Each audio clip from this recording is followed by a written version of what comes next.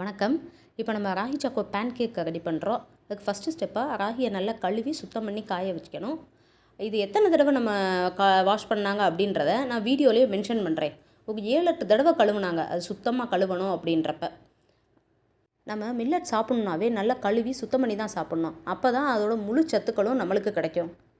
எந்த விதமான ப்ரிசர்வேட்டிவ்ஸோ artificial colours எதுவுமே இல்லாமல் தான் நம்மளோட பேன் கேக் மிக்ஸ் ரெடி பண்ணுறோம். இது கிட்ஸுக்கு ரொம்ப பிடிச்ச இது. ஏன்னா சாக்கோனாவே அவங்களுக்கு பிடிக்கும். அதை நம்ம இன்னும் ஹெல்த்தியாக கொடுக்கணும் அப்படின்றதுக்காக தான் நம்ம ராகி சாக்கோ பேன் கேக்காக ரெடி பண்ணுறோம். இது ஸ்நாக்ஸாகவும் மார்னிங்கில் ஸ்கூலுக்கு லேட் ஆகிடுச்சு அப்படின்னா டக்குன்னு காலையில் பிரேக்ஃபாஸ்ட்டாகவும் பிள்ளைங்களுக்கு செஞ்சு கொடுத்துடலாம். இப்படி முழு தானியமாக வாங்கி இத்தனை தடவை நல்லா கழுவி 7-8 தடவை கழுவி காய வச்சு மாவை அரைக்கணுன்றதுக்கு நம்மளுக்கு அதுக்கு டைம் இல்லை அப்படின்னா நம்ம கடைகள்லையே மாவாக வாங்கி சாப்பிட்றோம். அது எந்த அளவுக்கு நம்மளுக்கு சுத்தமாக கிடைக்குன்றது தெரியாது. அதனால தான் நம்ம நம்மளே சுத்தமாக முழு தானியமாக வாங்கி கழுவி ஃபுல்லாகவே நம்மளே பேன் கேக் மிக்ஸாக ரெடி பண்ணுறோம்.